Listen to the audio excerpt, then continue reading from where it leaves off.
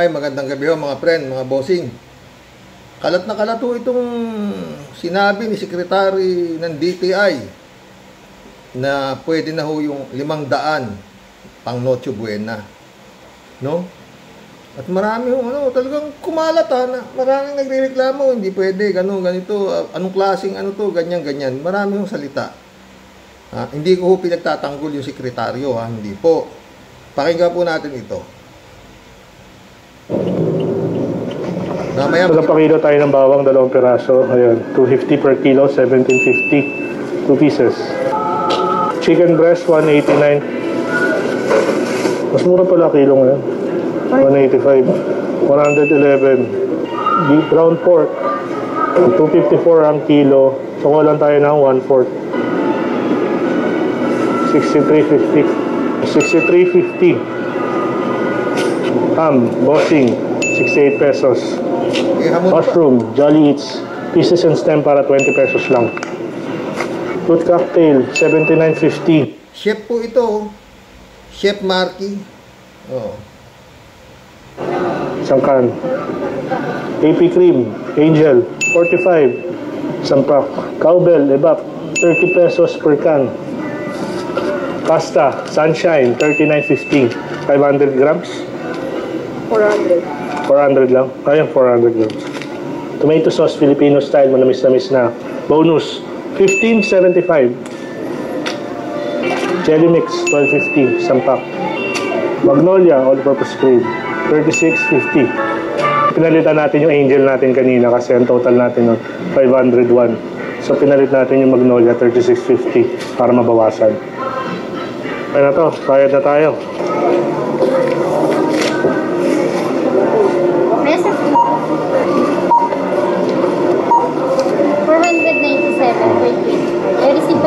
Oo. Well. Ayan na. Ito na yung napamili natin.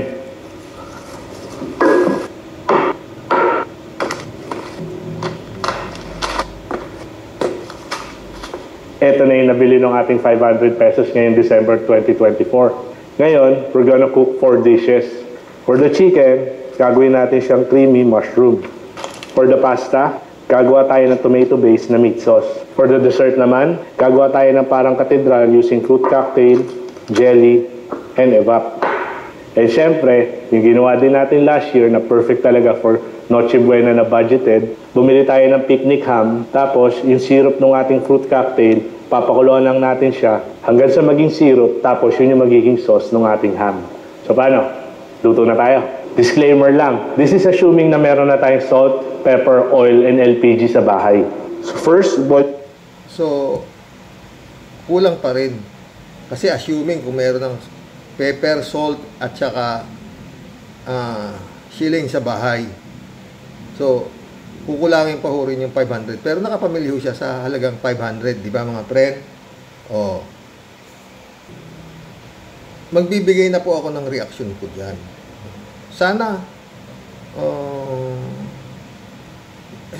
makukuha naman ng mga ka-warriors yung sasabihin ko. No? Alam nyo, marami yung nagtatawa sila. 500 lang, pumwede, di ba? Mga friend. Alam nyo, mga boss, sa hirap po ng buhay ngayon, medyo malungkot po ito, ha? Yun hong 500, sa atin, pwede na, atag dito, kulang. Kasi gusto natin, meron tayong lechon, meron tayong sugpo, meron tayong, dahil kapanganakan nga ng Panginoon Jesus. At saka yan naman talaga, tawag nito, ang kaano ng mga Pilipinong mayroong pera. As much as possible. Minsan lang ang Pasko sinasabi, di ba? Minsan lang ang Pasko ay dumarating, may taglay na pag-ibig, ang simoy ng hangin, mga ganun. Paano po doon sa mga walang-wala? Aber, alam niyo, pag lumuluwas ako na Enero 9, dumarating ako ng Manila. Madaling araw, kasi para maaga akong makakapasok sa Quiapo. Fiesta ho ha. Hindi ho nagbabago. Marami pa ho ako nakikitang mga nakatira na ho sa karsada. Nadadat na ho, naglalatag po sila ng karton. Doon na ho sila natutulog sa bangketa. Ha? Yan ho, paano yan? Bigyan mo man ng 500 yan. Hindi ho yan gagastos na para mag-Noche Buena, hindi po. At karamihan ho yan, hindi ho to. Sa totoo lang tayo mga boss. Karamihan ho ng mga pamilyang Pilipino. Ha? Lalo nga yung sinasabi nating mga salat. Marami naman ng ganyan eh. Maglulugaw lang po yan, arroz caldo, ayos na. Yung iba naman, magluluto sila ng pansit bihon, meron silang puto, ayos na.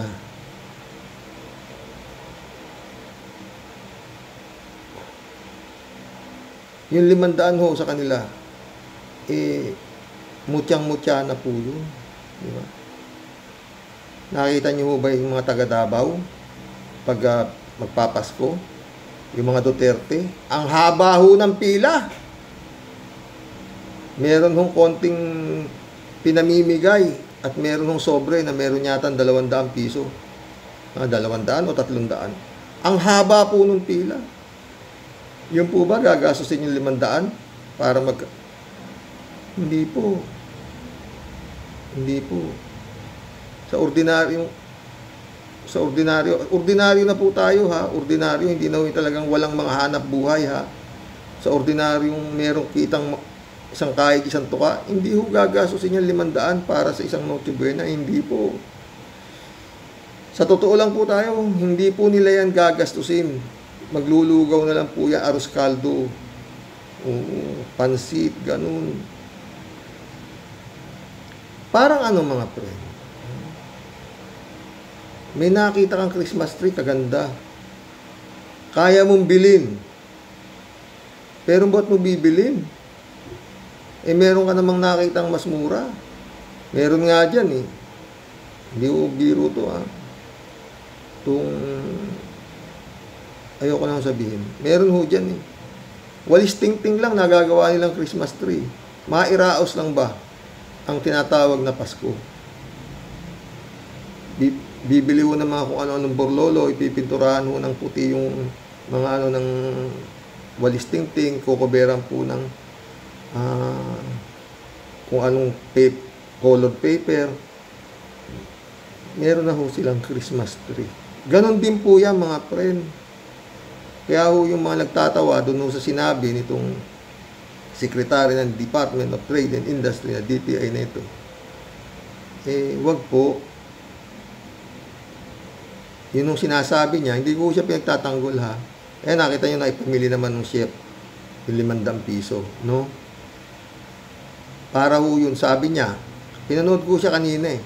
Marami hong nagtatanong, pinaliliwanag nung sekretaryo ng DTI na ganito, ganun.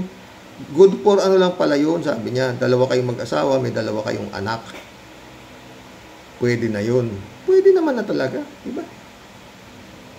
Sa klase nga po ng uri ng pamumuhay eh. Yan pong tinatawag na Noche Buena. Ngayon, kung kayo parang mga Saldico, Martin Romualdez, Marcos, Chis Escudero, marami pang mga politiko na namumulot lang ng pera sa kaban ng bayan, puta kulang eh, 500, utang ay nakatawa, kalukuhan niya, diba?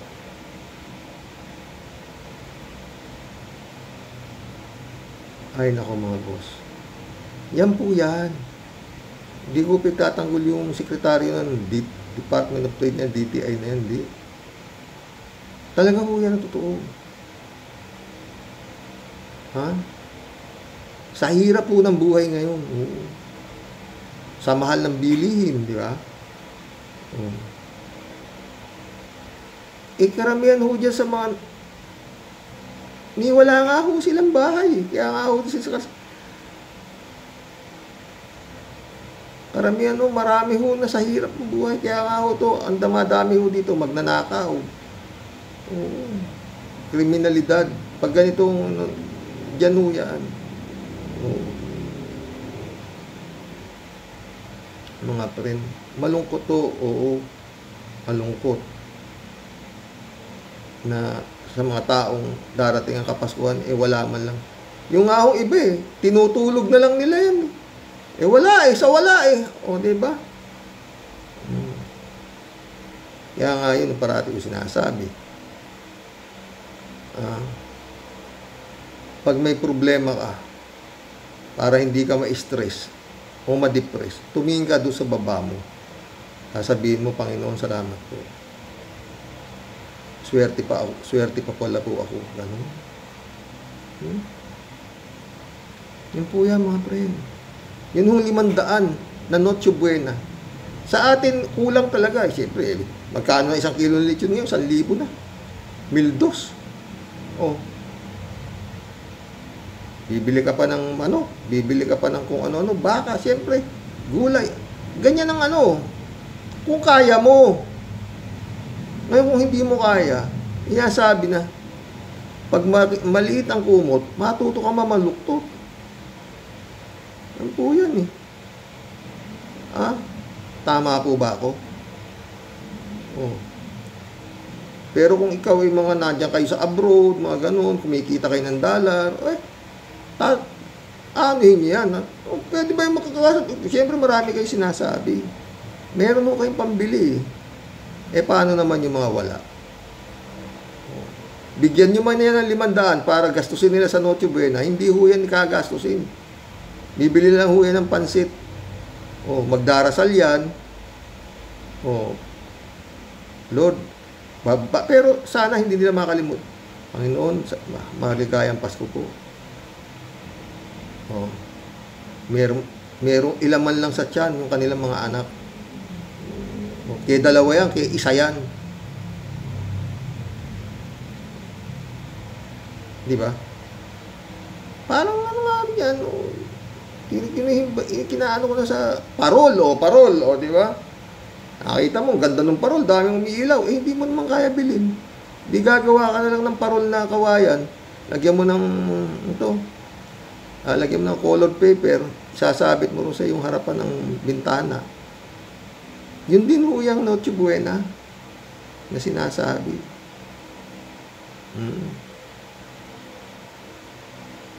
Sana hindi ko pinagtanggol yung DTI, hindi po. Sa totoo lang po tayo.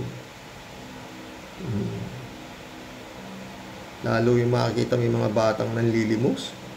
Alam ba nila kung ano ang lasa ng spaghetti? Basta't may mailaman na lang ho yan sa tiyan nila.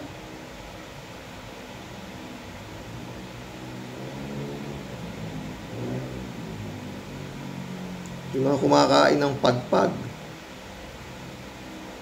makatikim lang ng fried chicken. Yung mga masakit po sa dibdib, mga friend. Masakit. Pero yan ang realidad. Yan ang totoo. Oo. Napakasarap po na ng 500, di ba? Masarap. Napakasarap. Masarap na yun. Sa ordinaryong pamilya. May kita pa yan, may kita. May kita yan. Paano yung mga namamasura? Yung mga nagtutulak ng kariton, namumulot ng basura. Gagasta ba yan? Ng ganyan? Hindi. Hindi. Oo. Hindi po. Sana share nyo to para yung mga nagtatawa. Tayo, siyempre sabihin natin, klase, 500 ko pong bibili mo ng 500. Mga ganun. Yeah. Sa atin. Pero dun ho nga sinasabi, sa mga magsasaka, sa mga mangingisda, sapat na ho sa kanila yung meron ho silang pansit, konting manok, konting dyan, nakaraos na po sila yan. Diba? Sana may napulot ho tayong konting aral kay Mr. Sa totoo lang kung ulo dyan. Yan hong Noche Buena na gusto nyong maghanda kung kaya nyo. Para, yun nga sabi ko, di ba? Kinumpara ko na sa parol. Kung kaya mong bumili ng parol na napakaganda, maraming ilaw, masarap tignan, bili ka. Pero kung hindi, gumawa ka na lang ng parol ng kawayan. Kung kaya mong bumili ng napakagandang Christmas tree, bili ka. Pero kung hindi, magtiis ka sa tingting. Yun lang kaya mo eh. Di ba? Ay nako, ilang araw na lang, birthday na ni Jesus. Sa ating mga Katoliko. Pero sa Iglesia ni Cristo, wala ho yung Pasko. Kasi wala raw sa Biblia. Kaya sa kanila, araw-araw Pasko. Ay nako. Dito ho tayo sa susunod na topic natin. Ito hong mga nakakulong sa International Criminal Court. Makatao naman pala sila magsintensya eh. At meron din naaabswelto. Oo. Na mga nakakulong sa International Criminal Court. Hindi ho lahat nagigilty. Ito. Ayan. Ngayon habang nakatutok ang mata ng mundo sa kaso ni Duterte, balikan natin ang 5 kilalang world leaders na talagang nakulong sa ICC. Mga taong malalakas, makapangyarihan at minsan ay kinatatakutan. Pero humarap sa araw ng hustisya. Una, si Laurent Gbagbo ng Cote d'Ivoire. Siya ay 80 years old. Si Laurent Gbagbo ay dating Pangulo ng Cote d'Ivoire. Isipin mo na parang dating presidente natin. Makapangyarihan, maraming taga-suporta at matagal na nakaupo sa pwesto. 80 years old ho ito. Pero humarap. Oh, humarap. Si Digong ayaw humarap eh. Daming arte. Sakit ako. Maganito ako. Ganun. Daming, eto humarap. Nasintensyahan mo ito. Noong nagkaroon ng malaking gulo pagkatapos ng halalan sa bansa nila, siya ay nasisi. Kaya dinakip siya at dinala sa ICC. Ilang taon siyang nakakulong habang naglilitis. Buti na lang, noong 2019, napawalang sala siya. Nakabalik pa siya sa politika. Pero ang ilang taon niyang pagkakakulong parang sampal sa sino mang pinuno na umaabuso sa Oh, Digong, may pag-asa ka pala eh. Humarap ka kasi. Oto mo to, napawalang sala. Pero ilang taon siya. Pero nilitis siya. Ikaw naman ayaw mo malitis. Gusto mo agad uwi. Yun. Katangahan naman yun. Persecutor ka eh. Oh. Matindi rin ang kaso nito. Oh, tignan mo. Pero napalaya siya dahil humarap eh. Siguro magaling ang abogado niya. Dapat yung abogado nito kinuha mo eh. Digong eh. Hindi yan si Kupalman eh. Yarihan. Pangalawa, si Jean-Pierre Bemba ng bansang Congo. Siya ay 63 years old. Si Jean-Pierre Bemba ang dating vice-presidente ng Congo. Kung sa Pilipinas, para siyang malaking power broker. Yung mga politiko na kahit hindi presidente, nanginginig ang bansa sa impluensya. Vice-presidente ito, Sara. Mukhang may umaalingaw na baka masabit ka rin, di ba? Dahil ikaw ang reyna ng tukhang, sabi ni Las Cañas. Ito, vice-presidente rin. Suhan siya ng war crimes dahil sa mga sundalong under niya na gumawa ng karahasan sa ibang bansa. Noong una, guilty siya at 4 na taon siyang nakakulong. Pero noong 2018, nabaligtad ang hatol. Na-acquit siya sa major charges. Pero may parusa pa rin siya sa witness tampering. At tulad ng ilang politiko natin dito, kita mo, may pag-asa palang bumaliktad. Bato! Huwag ka matakot. Malay mo, huwag si Kupal man lang gawin ng abogado kasi ang problema sa iba to, tinuturo ka ni Digong eh. Na umami naman. Di ba? Under oath sa Senado. Kaya, yun lang mabigat ba to? Pero napapawalan sala. Nakabalik pa rin siya sa pamahalaan.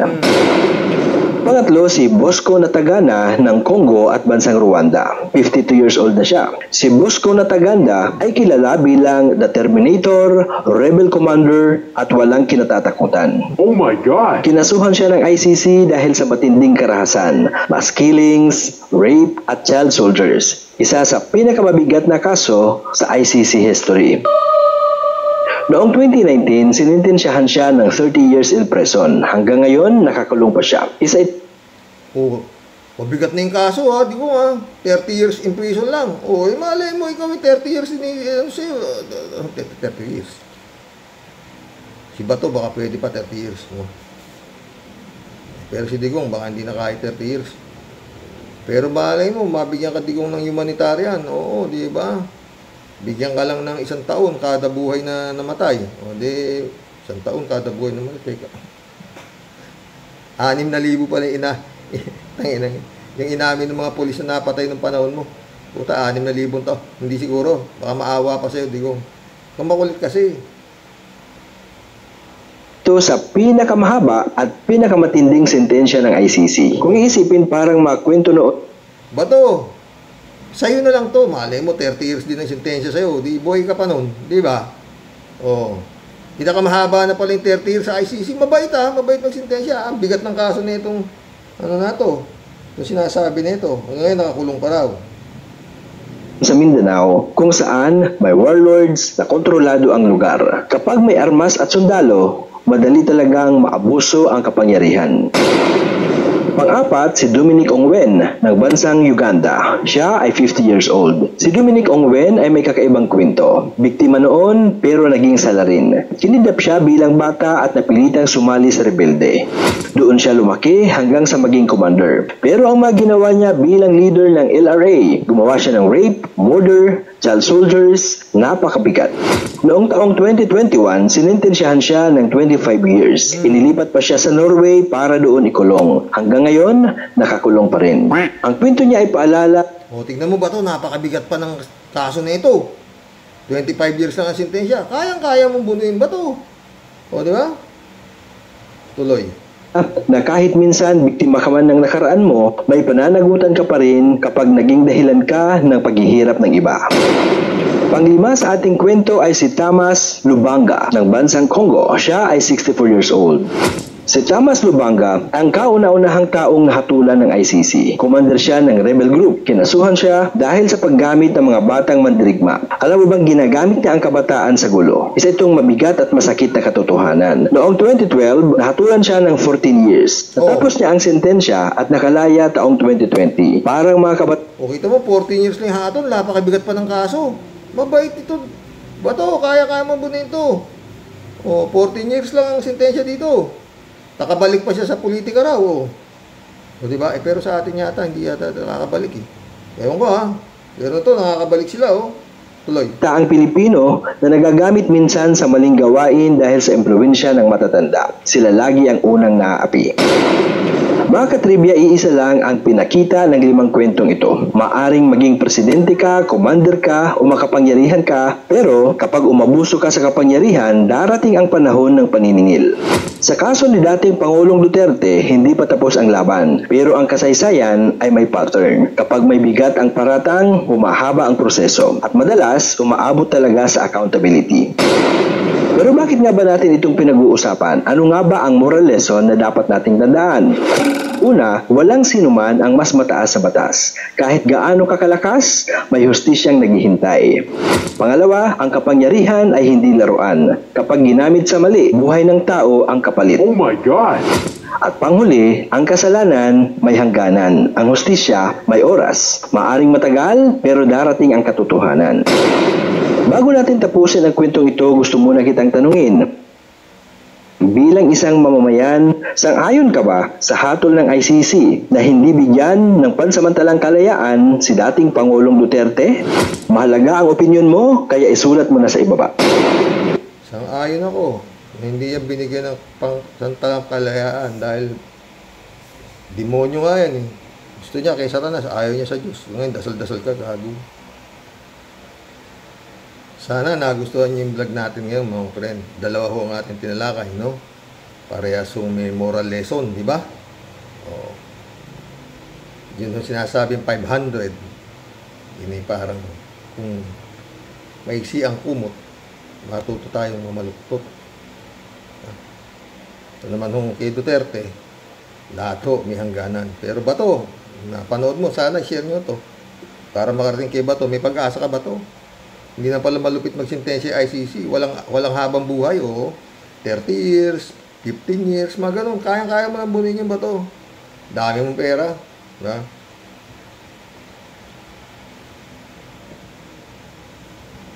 Shout out, Brother Elias Ischo.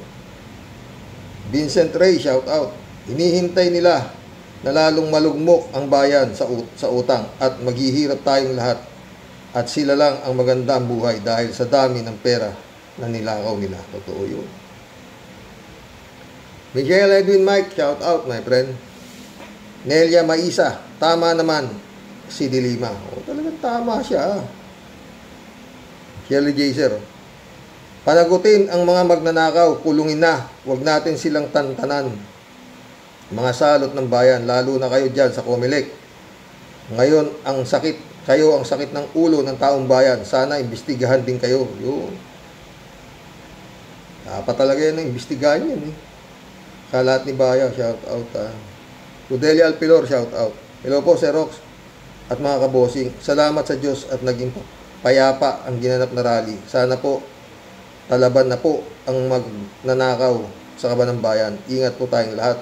God bless us all po. God bless, Rodelia. Hello na naman si Kalat ni. Good evening, Kasani. Moro-moro lang yan. Walang makukulong na senador o congressman. Good time at ginagago lang tayo ng mga kurap na ungas ng gobyerno natin. Wala talagang pag-asa ang bansang ito. God bless your family. God bless Kalat ni.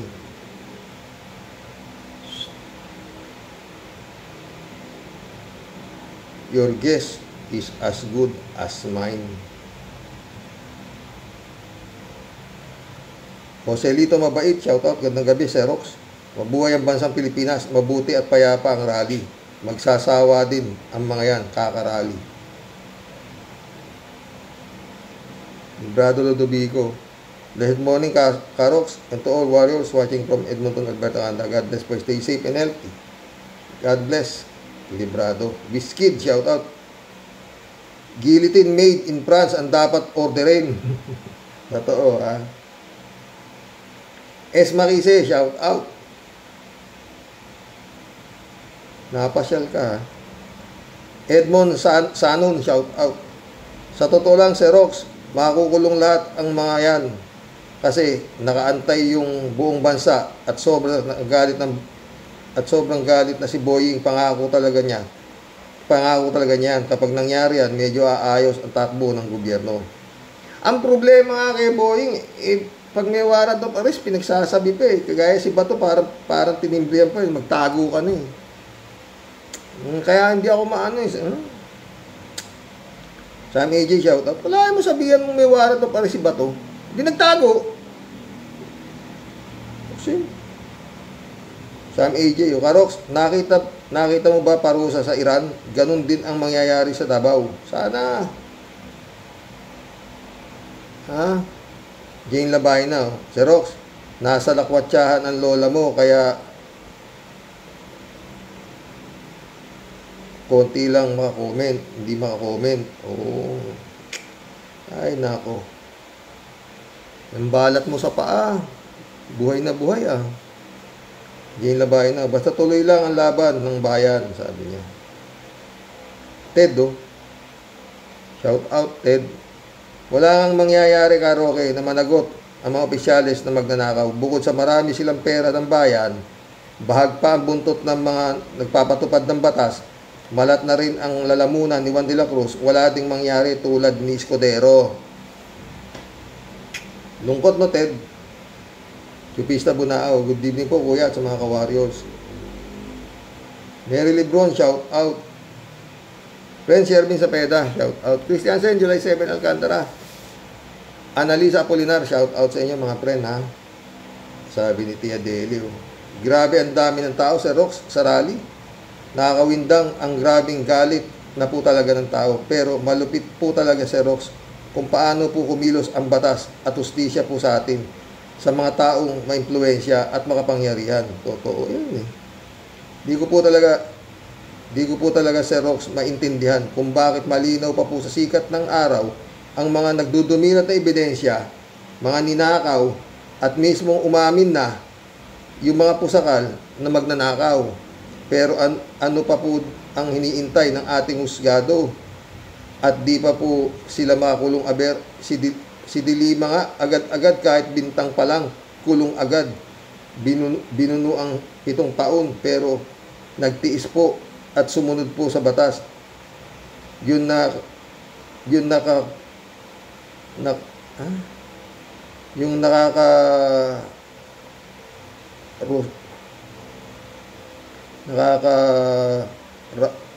yung nagkakarakrus lang, yung nagkakarakrus, di ba? Hindi malimutan ni Tia Delin. Agad-agad dinampot at pinakulong. Eto, Xerox, puro brutal ang magnanakaw sa kaban ng bayan at halos taon-taon may nagbubuwis ng buhay dahil sa baha. Taon-taon mga nawawasak na bahay dahil sa inanod na baha. Lumilikas sa shelter dahil baka kung saan pa sila anudin ng baha. Samantalang itong mga buhayang pinutukan ng lintik, Xerox, pakuya-kuya-kuy habang sumisipol at nanonood ng mga inaanod sa baha dahil sila po mga nakatira po sa ubod ng titibay na mansyon at hindi po inaabot ng baha ng tubig. Tas ngayon sila pa ang pinapaboran dahil meron daw sinusunod na proseso. Sinong ginagago nyo mga leche kayo? May taulo Tia Deli. Lusartan, inumin mo na naman ito. Bakit, Xerox? Pag di ka naman po talaga tinopak na malala at di ka po natuyuan ng dugo sa mga pinutukan po ng lintik na nagpapatupad po ng batas natin, ay nako, sarap nyo talagang pagbuhulin lahat ang sindihan ng pospor. Ubod ng linaw, Xerox, puro mga kriminal lahat ng sangkot, pero ayan, puro mga pabanjing-banjing lang ang mga hinayupak at mga gusto pang tumakas. Naku, Sir Blackjack, ayan naman tayo si Blackjack. Punong-puno na po talaga ang salop, sukang-suka na, at galit na po ang mga tao. Sir John Lloyd, ano pa po bang Pasko ang inaantay po natin, Sir? Nakakapanis na po ng laway ang mag-intay, Sir. Kahon-kahon na ang ebidensya. Pero ang mag-asawang dismaya, ayaw pa rin pumayag na bumitaw sa paghirit at panay pa ang apila sa Witness Protection Program. Di ba po dapat na nakakulong na po mga yan? Naku, Xerox, Sir John Lloyd, puro mga bugok na itlog lang po yung paandar mo na nakakulong po ngayon. Sigaw po ng bayan, huwag pong tingi-tingi at puro sapsap at dilis lang ang hinahabol at naipapakulong nyo. Ayan po ang mga balyena, buhaya, dyan mismo sa harapan nyo. Ayan po ang dakmain ninyo at ilagay ninyo sa kulungan bago pa po mag-alabantag mga lahat mga yan. Tas ang labas, nga na naman. Mga buwisit, mga leche, kinam. Naku, ewan ko nga sa inyo. Puro lang kayo mga buraot, mga walang silbi, mga bugok, mga inutil, mga leche, chupin. Grabe si Tia Deli. May ka lusartan, puro galit yung emoji mo rito. Wala ka man lang, ay, naku. Good day, tol, lang ya, puro rally na lang. Tapos, sinabayan pa ng DTI ads na kasya daw ang 500 na Chubena. Kasya talaga, tol. Kaya nga yan, ibinlag ko di ba? Maril Pabianak, shout out, Jan Dimango. Pastor Jun Lagon, my friend, shout out. Hanggang bukas po muli, mga boss. Sana nagustuhan niyo yung vlog natin, no? May aral po yan, oo. Hindi ko po pinagtatanggol yung sekretary ng Department of Trade and Industry, hindi po. Yan po ang totoo. Oo. Yung pong 500, kasya po yan sa uri ng tao. Kung kagaya ka ng mga nasa abroad, mga politiko, kulang po yan. Oo. Alak lang ni Martin Romualdez, tsaka ni Saldico, di po tayo na, libo-libo na halaga nun. Di ba? Yun po yan. Magandang gabi po, mga boss. God bless. Sana naunawaan nyo ibig ko sabihin. Share nyo po to. Share nyo. Oo. Totoo ho yan. Yan ho, ang katotohanan. Real talk lang ho tayo. Totoo po yan.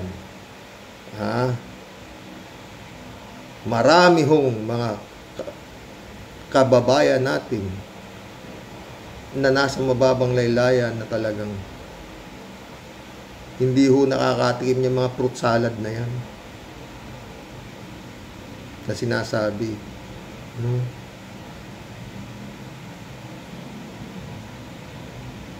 Sa totoo lang. Magandang gabi po mga boss. Good night. God bless. Nabati ko na ba si Pastor? Pastor Jun Lagon, shout out my friend.